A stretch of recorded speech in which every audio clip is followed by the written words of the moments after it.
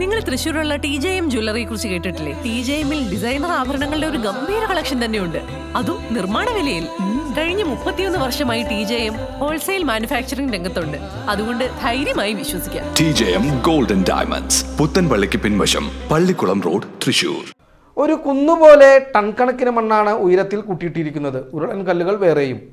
വയനാട്ടിലെ കള്ളാടിയിലുണ്ടായ ദുരന്തം ഇവിടെ ആവർത്തിക്കാതിരിക്കാനുള്ള പ്രാർത്ഥനയിലാണ് ഷൊർണൂർ കണയം കല്ലുരുട്ടിയിലെ പ്രദേശവാസികൾ. മഴ തുടങ്ങിയതോടെ നാട്ടുകാർ ഭീതിയിലാണ്. വയനാട്ടിലെ കള്ളാടി ദുരന്തത്തിൻ്റെ മറ്റൊരു നേർക്കാഴ്ച കൂടിയാണ് കല്ലുരുട്ടി നിവാസികൾക്ക് മുന്നിലുള്ളത്. മഴ തുടങ്ങിയതോടെ നാട്ടുകാർ ഭീതിയിലാണ്. വയനാട്ടിലെ കള്ളാടി ദുരന്തത്തിൻ്റെ മറ്റൊരു നേർക്കാഴ്ച കൂടിയാണ് കല്ലുരുട്ടി നിവാസികൾക്ക് മുന്നിലുള്ളത്.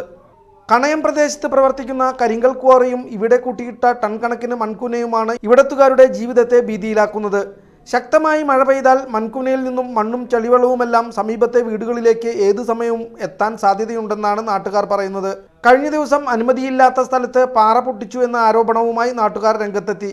സംഭവത്തിൽ പോലീസ് എത്തി താൽക്കാലികമായി ഇവിടെ നിന്നും പാറ പൊട്ടിക്കുന്നത് നിർത്തിവെക്കുന്നതിനും നിർദ്ദേശം നൽകിയിട്ടുണ്ട്. രണ്ടാം വാർഡിൽ മുന്നേ ഒരു കോറി ഉണ്ടായിരുന്നതാണ്, അത് നിർത്തിയതാണ്. അതിനുശേഷം അനുമതി ഉണ്ടെന്നുള്ള നിലയ്ക്ക് ആദ്യം ഞങ്ങളിവിടെ ഒരു കാണാൻ വേണ്ടി വന്നിരുന്നു. അന്ന് ആ കോറി മാത്രമേ ഉള്ളൂ.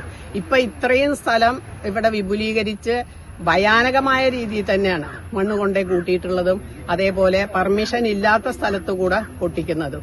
ഇതിനൊക്കെ അധികാരികൾ എങ്ങനെയാണ് പെർമിഷൻ കൊടുത്തത് എന്നുള്ളത് എനിക്ക് പറയാൻ കഴിയുന്നില്ല. ഞാനും ഒരു ജനപ്രതിനിധി ആയിരുന്നു. ജനങ്ങളോടൊപ്പം നിന്ന് പൊന്മുഖം മലയിൽ കോറി തുടങ്ങുന്നത് നിർത്തിയ ഒരു വ്യക്തി കൂടിയാണ് ഞാൻ, ജനങ്ങളോടൊപ്പം നിന്നിട്ട്. പക്ഷെ ഇവിടുത്തെ ഭരണാധികാരികള് ജനങ്ങളോടൊപ്പം കാണാനില്ല. ഈ രണ്ടാം വാർഡിലെ ജനങ്ങളെ കൊന്നിട്ട് പിന്നെ വേണോ ഇത് എന്നുള്ളതാണ്, ഈ കോറി പ്രവർത്തനം എന്നുള്ളതാണ് എനിക്ക് പറയാനുള്ളത്. എനിക്ക് വലിയ ശല്യമൊന്നും ഉണ്ടായിരുന്നില്ല, ജർക്കിങ് മാത്രമേ ഉണ്ടായിരുന്നുള്ളൂ.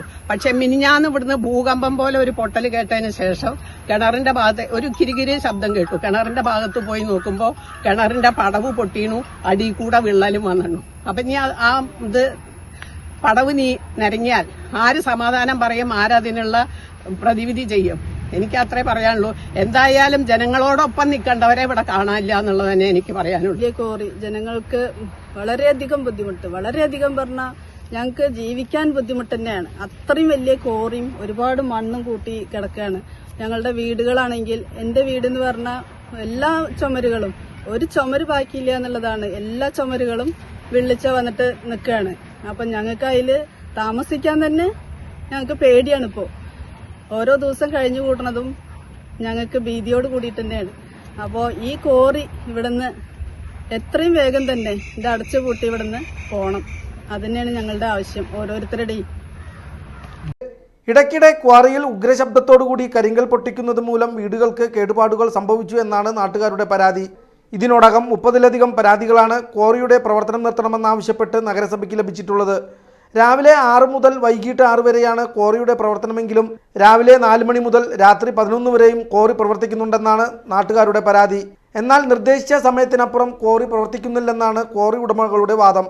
ഉഗ്രശബ്ദത്തിൽ പാറ പൊട്ടിക്കുമ്പോൾ വീടിന്റെ ഓടുകൾ ഇളകി വീഴുകയും ചുമരുകൾക്ക് വിള്ളൽ സംഭവിക്കുകയും വീടുകൾ കുലുങ്ങുകയും ചെയ്യുന്നുണ്ടെന്നാണ് നാട്ടുകാർ പറയുന്നത്. ഇത്ര വലിയൊരു കോറി ഇവിടെ പ്രവർത്തിക്കുന്നത് ഈ പ്രദേശത്തിനാകെ ഈ നാട്ടുകാരെ മുഴുവൻ ആശങ്കയിലാക്കിയിട്ടുണ്ട്, ഭീതിയിലാഴ്ത്തിയിട്ടുണ്ട് എന്നുള്ള കാര്യത്തിൽ യാതൊരു സംശയവുമില്ല.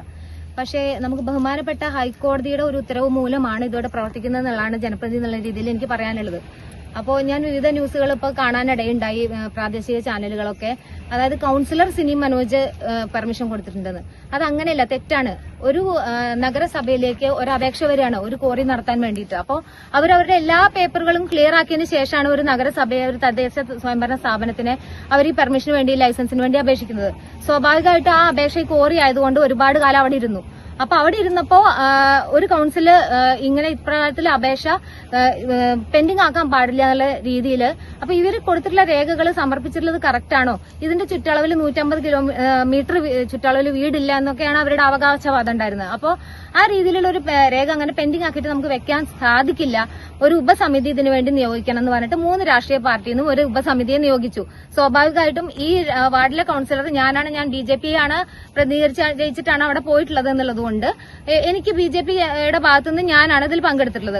കോൺഗ്രസിന്റെ ഭാഗത്തുനിന്ന് ബഷീർക്ക് ഉണ്ടായിരുന്നു, നമ്മുടെ ചെയർമാനാണ് CPMന്റെ ഭാഗത്തുനിന്ന് ഉണ്ടായിരുന്നുള്ളത്. അപ്പോൾ ഞങ്ങൾ ഇവിടെ വന്നപ്പോൾ അന്ന് ഇവിടെ ചെറിയൊരു കോറിയാണ്, ഇവിടെ ഒരു കോറി മുന്നേ ഉണ്ടായിരുന്നതാണ്, അത് ജനകീയ പ്രക്ഷോഭം മൂലം മൂടിപ്പോയതാണ്. അപ്പൊ ആ കോറിയുടെ ഭാഗത്ത് നിന്ന് നോക്കുമ്പോൾ അന്ന് 150 മീറ്റർ ചുറ്റളവിൽ വീടില്ല. കാരണം 150 മീറ്റർ ചുറ്റളവിൽ ഉണ്ടോ എന്നുള്ളതായിരുന്നു ഈ സമിതിയുടെ ഒരു വിലയിരുത്തേണ്ടിയിരുന്നത്. അത് ഇത് കൌൺസിലിലേക്ക് വെക്കണമെന്നുള്ളതായിരുന്നു അതിന്റെ ഒരു ആവശ്യം. അപ്പൊ സ്വാഭാവികമായിട്ട് 150 മീറ്റർ ചുറ്റളവിൽ വീടില്ല. പക്ഷെ ഇതിന്റെ തൊട്ടടുത്ത് കിടക്കുന്ന എന്റെ വാർഡിലത്തെ വീടുകൾ വേറെ വീടുകളുണ്ട്. അതിന്റെ ആശങ്ക പരിഹരിച്ചിട്ട് ഇത് ഇവിടെ തുടങ്ങാൻ പാടുള്ളൂ. മുനിസിപ്പാലിറ്റി ഇതിന് എന്തെങ്കിലും ബുദ്ധിമുട്ടുണ്ടെങ്കിൽ മുനിസിപ്പാലിറ്റി ഭാവിയിൽ ഇതിന്റെ ലൈസൻസ് ക്യാൻസൽ ചെയ്യണം എന്നുള്ളത് ഒരു ഉപസമിതിയുടെ റിപ്പോർട്ടിൽ ഞാൻ സൈൻ ചെയ്തിട്ടുണ്ട്. അതാണ് ഇവിടെ ഒരിക്കലും ഒരു കൌൺസിലർ വിചാരിച്ചാലോ അല്ലെങ്കിൽ ഒരു മുനിസിപ്പാലിറ്റി വിചാരിച്ചാലോ ഒരു കോറിയുടെ പെർമിഷൻ കൊടുക്കാനും ഒരു കോറിയുടെ പെർമിഷൻ റദ്ദാക്കാനും സാധിക്കില്ല. കരിങ്കൽ ക്വാറി പ്രവർത്തിക്കുന്നതിലൂടെ സമീപത്തെ വീടുകൾക്കുണ്ടായ കേടുപാടുകൾ പരിശോധിച്ച് റിപ്പോർട്ട് സമർപ്പിക്കാൻ നഗരസഭ എഞ്ചിനീയറിംഗ് വിഭാഗത്തിന് സെക്രട്ടറി നിർദ്ദേശം നൽകിയിരുന്നെങ്കിലും പിന്നീട് നടപടികൾ മെല്ലെ പോക്കായി. കണയം കല്ലുരുട്ടി പ്രദേശത്ത് മാത്രം 100-ലധികം കുടുംബങ്ങളാണ് താമസിക്കുന്നത്. വർഷങ്ങൾക്ക് മുമ്പ് പ്രദേശത്ത് കരിങ്കൽ ക്വാറി പ്രവർത്തിച്ചിരുന്നെങ്കിലും നാട്ടുകാരുടെ പ്രതിഷേധത്തെ തുടർന്ന് പ്രവർത്തനം നിർത്തുകയായിരുന്നു. പിന്നീട് 2 വർഷം മുമ്പാണ് 4-ലധികം പേർ ചേർന്ന് പ്രദേശത്തെ 20 ഏക്കർ സ്ഥലത്ത് ക്വാറി പ്രവർത്തനം ആരംഭിച്ചത്. ഒരു പ്രദേശത്ത് ഇതുപോലെ മൃഗീയമായ ഒരു പ്രകൃതി വേട്ട നടക്കുന്നതായിട്ട് ഈ അടുത്ത കാലത്തൊന്നും നമുക്ക് കാണാൻ കഴിയില്ല. ഈ ഭാഗത്ത് ഭീകരമായ തോതിൽ മണ്ണ് കൂട്ടിയിട്ടിരിക്കുന്നു. അത് നാളെ ശക്തമായൊരു മഴ വന്നാൽ ആ പ്രദേശത്തേക്ക് ഒഴുകിയെത്തുകയും വയനാട്ടിൽ കഴിഞ്ഞ മാസം സംഭവിച്ച പോലെ ഭീകരമായ രൂപത്തിൽ മണ്ണൊലിപ്പുണ്ടായി ആ പ്രദേശത്തെ വീടുകളും ജീവനും അപകട ഭീതിയാണ് വരുത്താൻ പോകുന്നത്.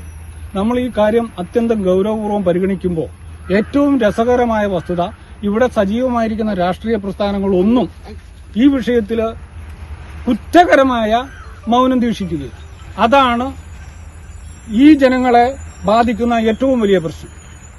വളരെ ജനങ്ങളുടെ ഇടയിലേക്ക് ഇറങ്ങിച്ചെന്ന് പ്രവർത്തിച്ചുകൊണ്ടിരിക്കുന്ന രാഷ്ട്രീയ പ്രസ്ഥാനങ്ങൾ, 2, 3, 4 വാർഡുകളിലെ കൌൺസിലർമാർ ഇവരെല്ലാം കുറ്റകരമായ അനാസ്ഥയാണ് വരുത്തിക്കൊണ്ടിരിക്കുന്നത്.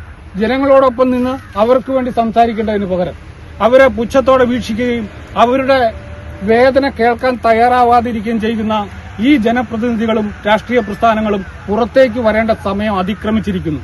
അത് പുറത്തേക്ക് വരുത്തുക തന്നെ ചെയ്യും. ജനങ്ങൾ ഒന്നടങ്കം നേതൃത്വത്തിന്റെ ആവശ്യമില്ലാതെ തന്നെ ഇതൊരു സമരമായി രൂപപ്പെടുത്തി അത് ഇവരുടെ അവകാശങ്ങൾ നേടിയെടുക്കാൻ വേണ്ടി ശക്തമായ പ്രക്ഷോഭ പരിപാടികൾക്ക് ജനങ്ങൾ തന്നെ രൂപം കൊണ്ടിരിക്കുകയാണ്. ഏതാണ്ട് 1986-90 കാലഘട്ടത്തിൽ ചെറിയൊരു കോറി ക്യാപിറ്റലിൽ നടത്തിയിരുന്നു. പിന്നീട് അതിന്റെ ശല്യം കാരണം അല്ലെങ്കിൽ പാറ പൊട്ടിക്കുമ്പോൾ കല്ല് വീണ കാരണം അത് നിർത്തിവെച്ചാണ്. പിന്നീട് 2012-13 കാലഘട്ടത്തിൽ വിപുലമായ രീതിയിൽ കോറി തുടങ്ങാൻ വേണ്ടിയിട്ടുള്ള വലിയ ശ്രമങ്ങൾ അത്തരത്തിലുള്ള മാഫിയ മുഖാന്തരം നടത്തിയപ്പോൾ അന്ന് സർവകക്ഷി യോഗം കൂടി അതിനെതിരെ വലിയ പ്രക്ഷോഭം സംഘടിപ്പിച്ച് അത് ഡിപ്പാർട്ട്മെന്റ് മുഖാന്തരം തന്നെ നിർത്തിവെച്ചാണ്. പിന്നീട് നമുക്കറിയാം, ഇപ്പോൾ 2-4 വർഷങ്ങൾ മുമ്പാണ് വീണ്ടും അവർ ഇത്തരത്തിലുള്ള ഈ കോറി ബിസിനസ്സുമായിട്ട് അവർ ടീം കൂടെ വന്ന്, എനിക്ക് തോന്നുന്നത് 10-15 പേരടങ്ങുന്ന വലിയൊരു സംഘമാണ് അതിന്റെ നടത്തുന്നതെന്ന് തോന്നുന്നത്. അപ്പൊ അത് വന്നിട്ട് 2021-22 കാലഘട്ടത്തിൽ അതിന്റെ ഒരു 300ഓളം ഏക്കർ സ്ഥലങ്ങൾ ഇവിടുന്ന് വാങ്ങിക്കൂട്ടിയിട്ടുണ്ട്. ഏതാണ്ട് 10-25ഓളം വീടുകൾ ഇവിടെ നിന്ന് മാറ്റപ്പെട്ട് അല്ലെങ്കിൽ വീട് അവർക്ക് വിറ്റിട്ട് അല്ലെങ്കിൽ ഒഴിവാക്കിയിട്ട് പോയിട്ട് വേറെ താമസിക്കേണ്ട ഘട്ടം വന്നിട്ടുണ്ട്.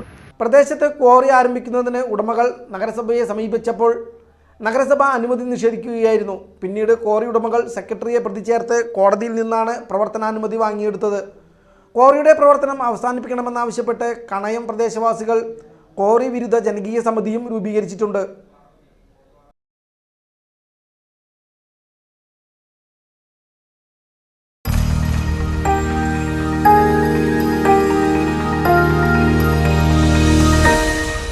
You are watching VCV News.